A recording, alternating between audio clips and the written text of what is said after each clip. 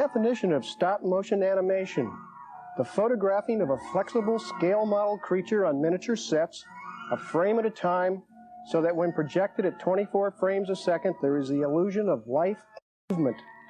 When properly blended with live-action photography, stop-motion animation can present a most striking visual effect. Striking visual effects. We're going to see plenty of those tonight. And we're going to have a glimpse at the man who specializes in movie magic, Ray Harryhausen. Tonight's movie, one of Harryhausen's best, Jason and the Argonauts. Battling vulturous harpies. Jason, threatened by the seven-headed Hydra. Medea, the temple dancer, mysterious, exciting, and exotic.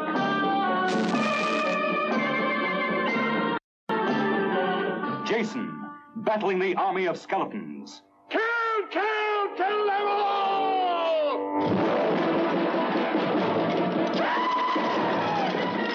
One man defying a universe of mortal and immortal dangers.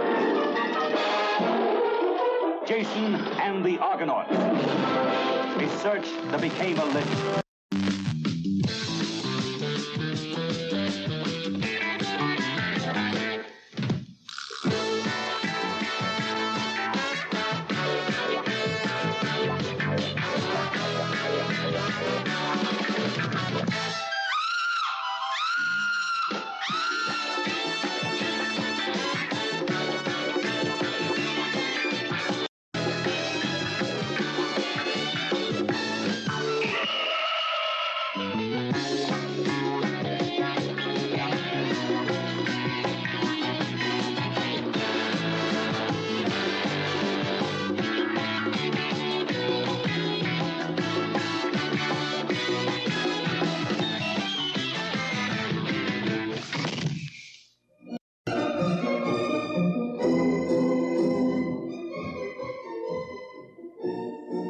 Ray Harryhausen has always been in love with the movies.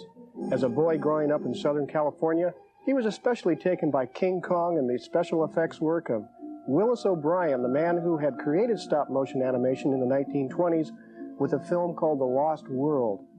O'Brien was a real inspiration to Harryhausen. And I don't think it's sacrilegious for me to say that if O'Brien is the creator of stop-motion animation, Ray Harryhausen has certainly been its perfecter. He has made more than 15 motion pictures and short subjects and continues to work today.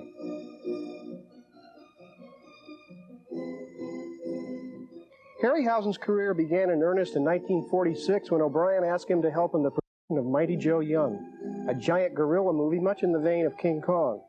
But because O'Brien was caught up in production problems, Harryhausen ended up animating about 85% of this film. It was O'Brien, however, who won the Oscar. Harryhausen was immediately hired by Warner Brothers to create a prehistoric dinosaur hulking through New York City in Beast from 20,000 Fathoms. Produced for $200,000 in 1953, it launched Harryhausen on several monster-on-the-loose epics, each more destructive than the last.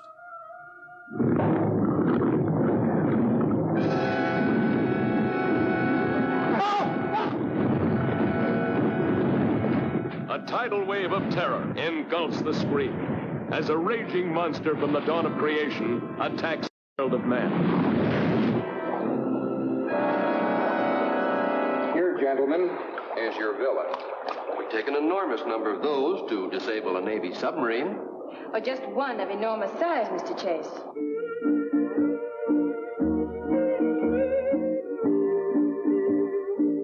I see they picked an Adam sub to go out and fight this thing. Why is that, Commander? Could be because of the new electronic equipment, or her speed. Was she ordered back here from Hawaii just for that? That's right. Think it's as bad as that, do you? I think we're lucky she's here. The H-bomb blasted it loose from the depths of the Pacific. But not even the H-bomb can kill it. Unknown object coming this way. Entering minefield. Stand by, number 38, mine. Fire!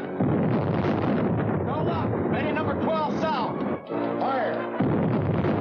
Coming on through. That's the end of our first line of defense, Miss Joyce. Then the red alert.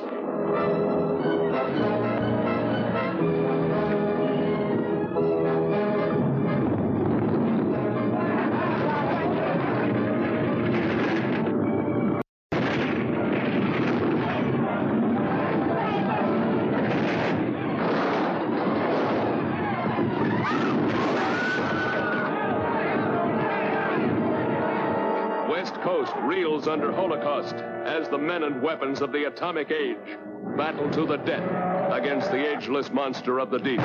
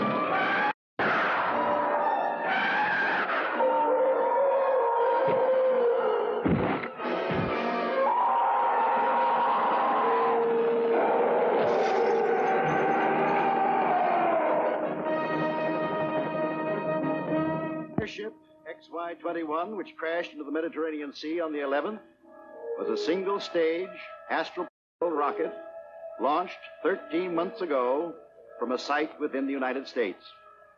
The rocket, with its complement of 17 men, had landed on the planet Venus. Venus? The planet Venus? Some of you may also have heard the story of a monster now confined here in Rome Zoo. That beast is from Venus.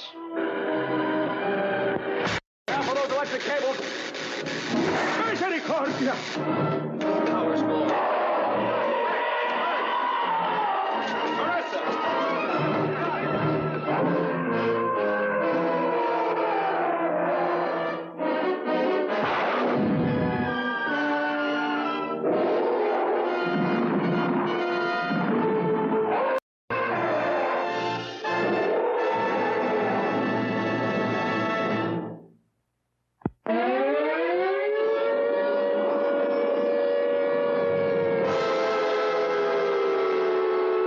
Flying saucers have invaded our planet.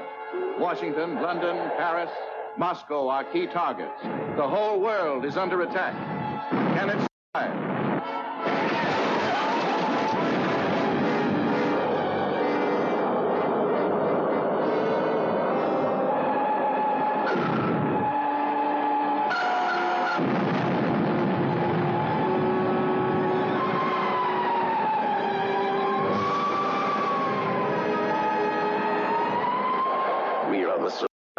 Of a disintegrated solar system.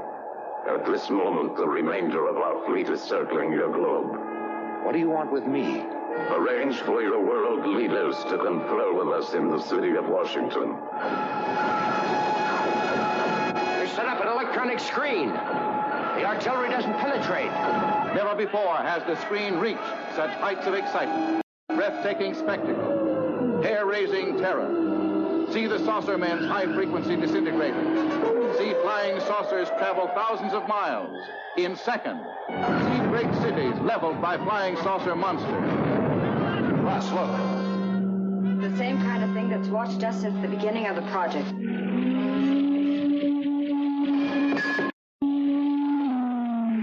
People of Earth, attention. People of Earth, attention. This is a voice speaking to you from thousands of miles beyond your planet. They're coming down to take over. They made that clear to us in the saucer.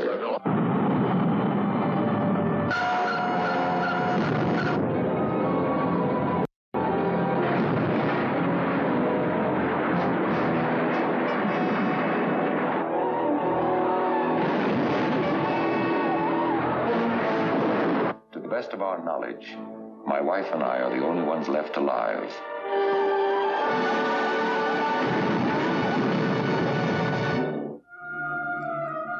And then came Harryhausen's first color feature and a major triumph, Seventh Voyage of Sinbad with Kerwin Matthews, Catherine Crosby, and a one-eyed Cyclops among many imaginative monstrosities. Here we see Harryhausen in his special effects studio with the dancing snake woman of Caliph's court. It was in this film that Harryhausen coined a new word for his visual effects, animation. Harryhausen was now working exclusively with producer Charles Schneer, who's shown here at the right. They had first worked together in 1954 in It Came From Beneath the Sea, and they're still working together today on two films in England, Clash of the Titans and Sinbad Goes to Mars. One of their major efforts was Mysterious Island, based on the Jules Verne novel. Harryhausen is shown here next to the miniature balloon used in the opening sequence. The monsters were becoming more imaginative all the time.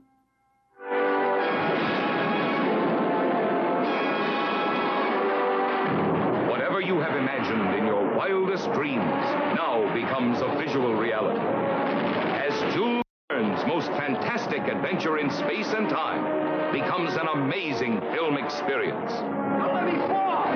Lighten the basket, we gotta gain height!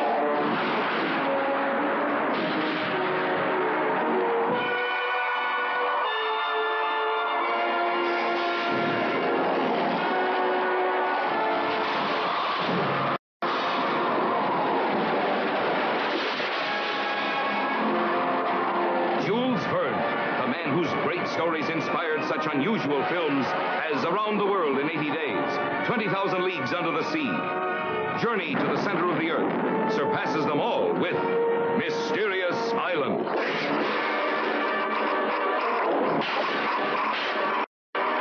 Starring Michael Craig, who triggers the screen's most thrilling escape, Gary Merrill as a war correspondent, Joan Greenwood, shipwrecked on the Mysterious Island. And in this story of survival, Michael Callan and Beth Rogan.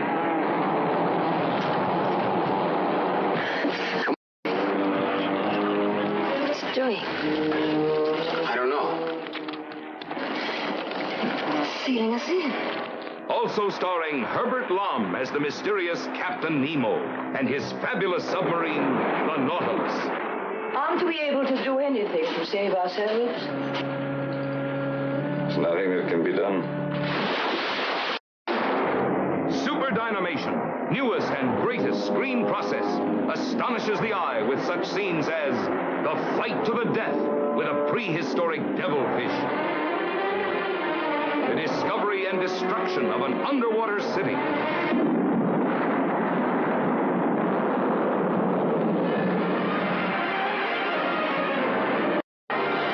Mysterious Island, photographed on land, under the sea, and in the air. Truly a first in motion pictures.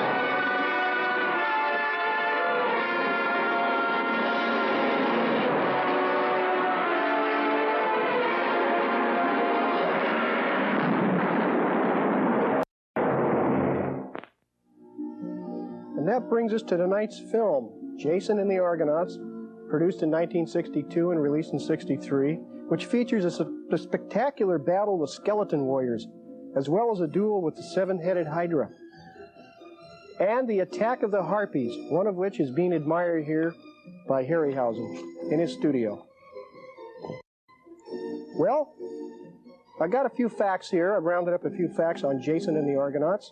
It was produced for $3.5 million, an unheard of sum of money for the kind of film that it is. It was actually Harryhausen's most expensive film up to that time. The film was not a hit, though, because Steve Reeves was appearing in many sword and sandal epics as Hercules, and the Italians sort of run the market dry, and when Jason and the Argonauts was released, it just utterly failed at the box office. No one really knew the difference between it and the Steve Reeves films. The picture was made in the ruins in southern Italy. They're 3,000 years old, so when you see the crumbled temples and so on, they are the genuine thing. The ship, the Argo, that Jason and his men go on board, was built at a cost of $250,000.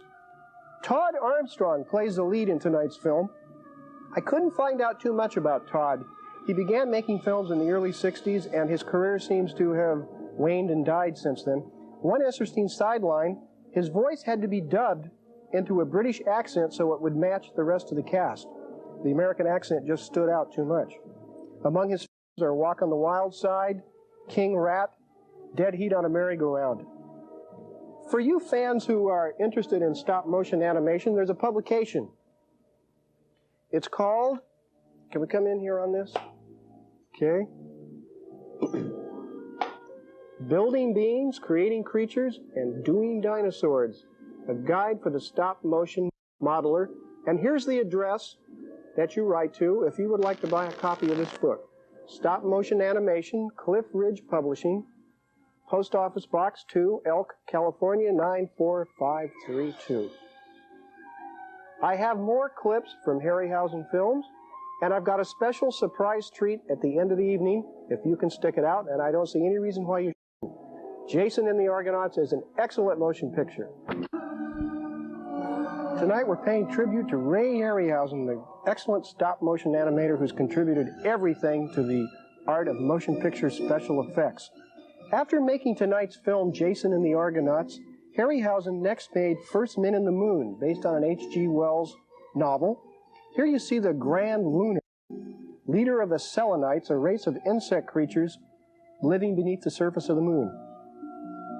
The next film, my personal favorite, 1 Million Years B.C., a remake of the 1940 Hal Wallace production about a primitive race of people pitted against prehistoric monsters.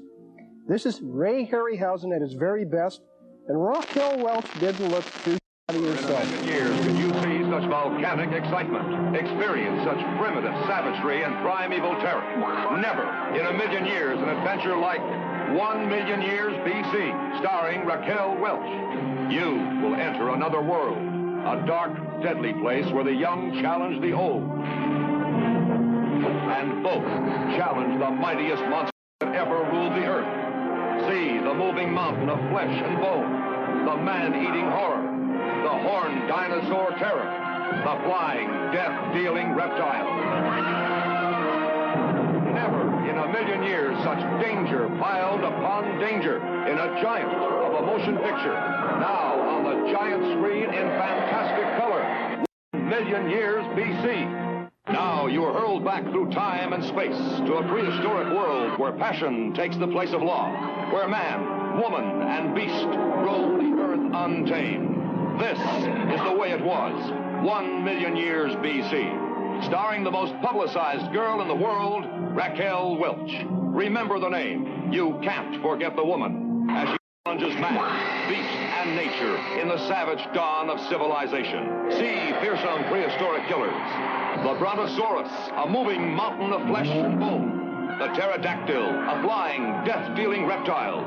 The flesh-eating Allosaurus. The Triceratops, a horned dinosaur in mortal combat. A giant of a motion picture, now on a giant screen in breathtaking color. 1 million years B.C.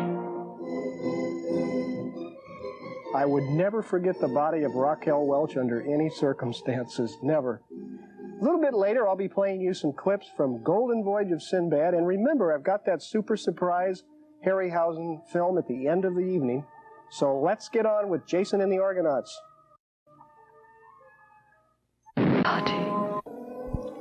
Now we're going to continue with our Creature Features tribute to special effects artist Ray Harryhausen. Following the completion of 1 Million Years B.C., Harryhausen and producer Charles Schneer reunited to make Valley of Gwangi, based on an old unproduced Willis O'Brien story. The film was set in the American West and featured some spectacular scenes of cowboys roping and hog-tying a dinosaur. The film, though, was not a box office success. The next film, however, was The Golden Voyage of Sinbad, a triumphant return to the Arabian Nights adventure that had proved so successful with Seventh Voyage of Sinbad. Here we see Sinbad dueling with the goddess Kali. It was a golden voyage at the box offices of the world, and actress Caroline Munro proved to have a few special effects of her own that even Ray Harryhausen couldn't improve upon.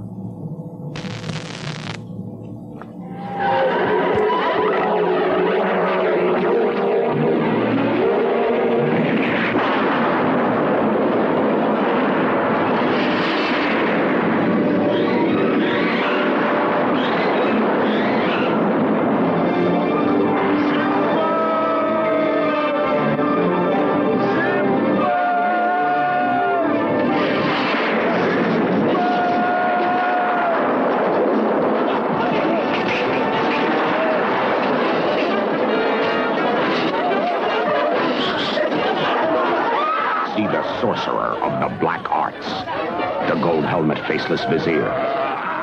The death flag of the centaur on the griffin. The six-armed goddess of evil.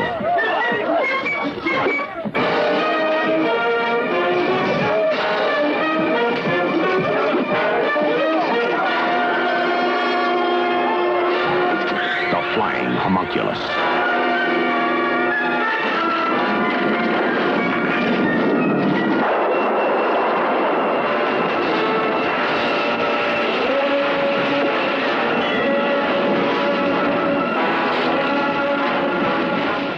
Savage siren on a rampage.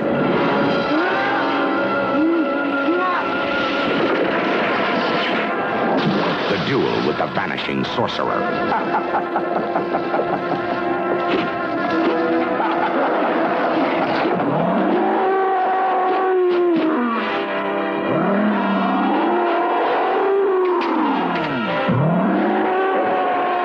The one-eyed centaur.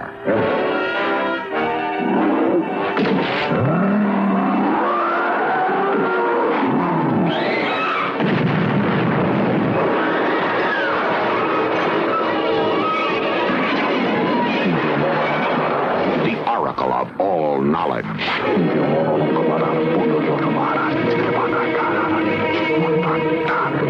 The fountain of destiny.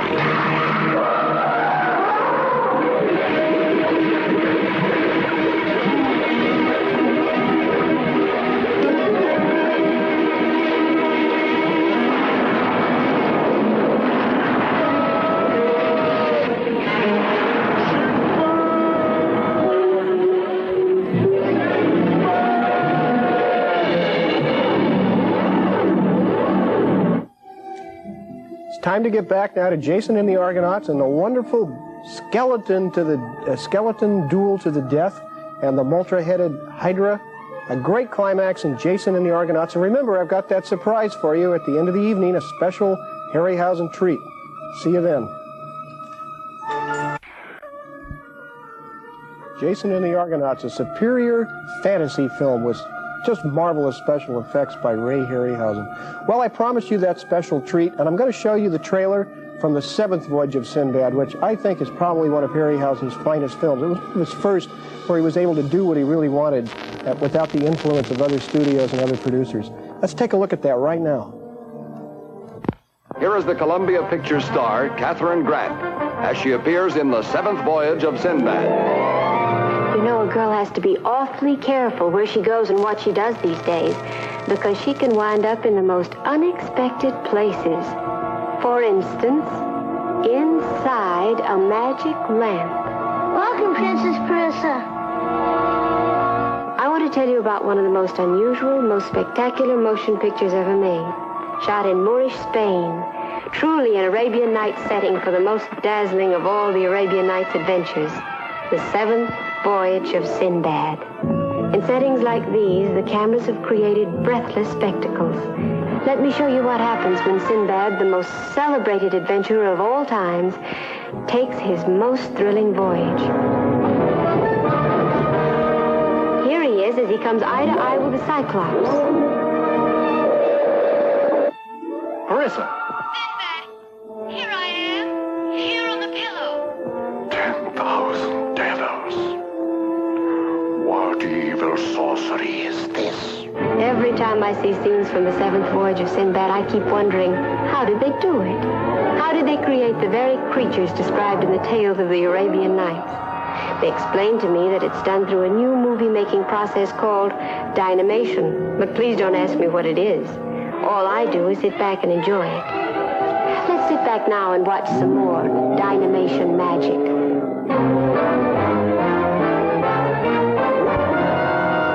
Look out!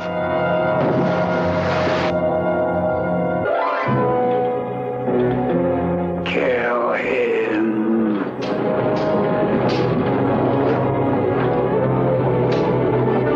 By this time, you've seen a lot of Sinbad, played by a very handsome young actor named Kerwin Matthews. As dashing a swashbuckler as you've seen around since Douglas Fairbanks Sr.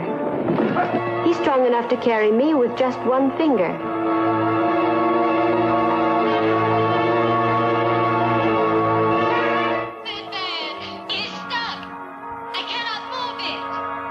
You must try, Princess. It's our only hope. But don't think I play all my scenes with Kerwin this way. Some of the time I'm a real big girl. For another such kiss, I'd invent a whole continent. Oh, there's more, much more in the seventh voyage of Sinbad. There are sights you never saw before, or even dreamed of.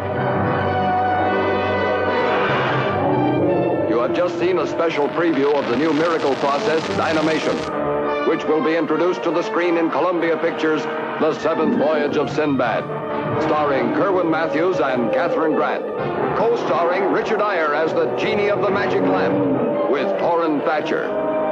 In Technicolor, The Seventh Voyage of Sinbad is the eighth wonder of the screen.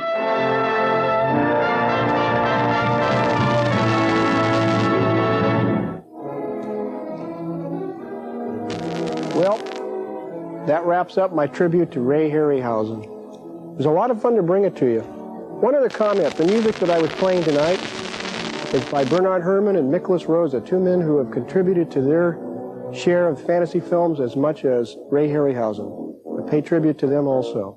Well, next week, When Worlds Collide, an excellent George Pal film, first produced in 1950, which shows the complete destruction of the world, including the studios here at Channel 2. So we'll be back next week with When Worlds Collide.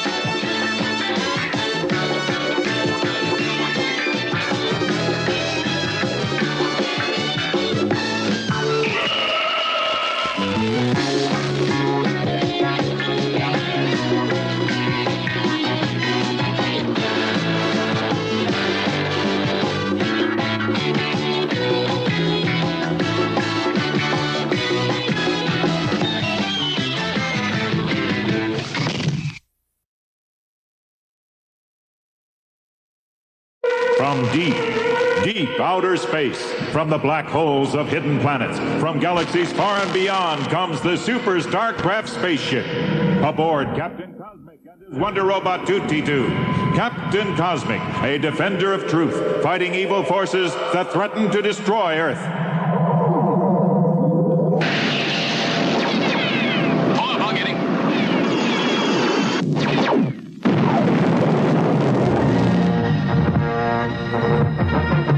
Join the world of fantasy and science fiction. Join the world of Captain Cosmic and 2T2. Hey, we're on the air. Augie Ragoni, a Japanese film expert, is with us. How are you? Thanks for dropping by. Thank you. 2T2, and we've been talking about Space Cruiser, the show Star Blazer, rather, which was called Space Cruiser in Japan when it first came out. Here's one of the posters from it, and Augie brought along a lot of stuff from his collection. Tell us about this show that we have on now, Star Blazers. When did it start? Where did it start? It started in 1972. An artist by the name of Leiji Matsumoto started a comic strip, and Japanese comic strips are like about 10 pages long each magazine. It's sort of like a mini comic book. And it was done for mostly the adolescent 15 up to adult ages. Right. And it was a very, very big hit. It was such a big hit that they did a radio play, and then they went on and they did a TV series in 1974. So it was way ahead of Star Wars and Galactica, although they are extremely similar to each other. All right, now it was called Space Cruiser in Japan. Space Cruiser Yamato. And later, this is a movie poster from England, where it appeared as a feature-length movie, and also the show you're watching today and have been watching the last couple of weeks has been a feature film too. Okay, from there it went into primetime television, from a cartoon strip, a comic strip, to primetime television. How well did it do? It did extremely well. It was one of the most high-rated television shows on, during that time slot. It was on, I think, between the 7 and 8 o'clock time slots. And from that, of course, came a lot of material that you have from the series, Star Blazers. What do we have here? That's a little like giveaway. That was in a Japanese magazine, television magazine. It has blueprints. And that's the correct title of the... Okay. And that's an episode guide for the second series. In this series called Star Blazers now, this will be something like starting at episode 27. All right. And that's another Japanese children's, it's not really a children's magazine, but a television magazine. What do we have here? British magazine called Starburst. They had a review on the 98-minute feature film that was made from some of the episodes. And that's the creator, Leiji Matsumoto's second volume of the series, which again starts at episode 27. And here's some viral prints. That's one of the new Ultraman books in Japan. Okay, and a couple things here. We can't show everything, but there's even an album, the soundtrack from... That was done last year. It was very popular. And the 45 there, that was, that's the original record for the series that was pressed in 1974. And what's the status of this show in Japan today? Is it just one of those good shows that it didn't stay around that long? Or? No, the new series that we're seeing, called Star Blazers, is the first series that started in 1974, and it's also the new series that has been showing in Japan the last few months. Oh, I see. So we're getting a great chance to look at some new stuff.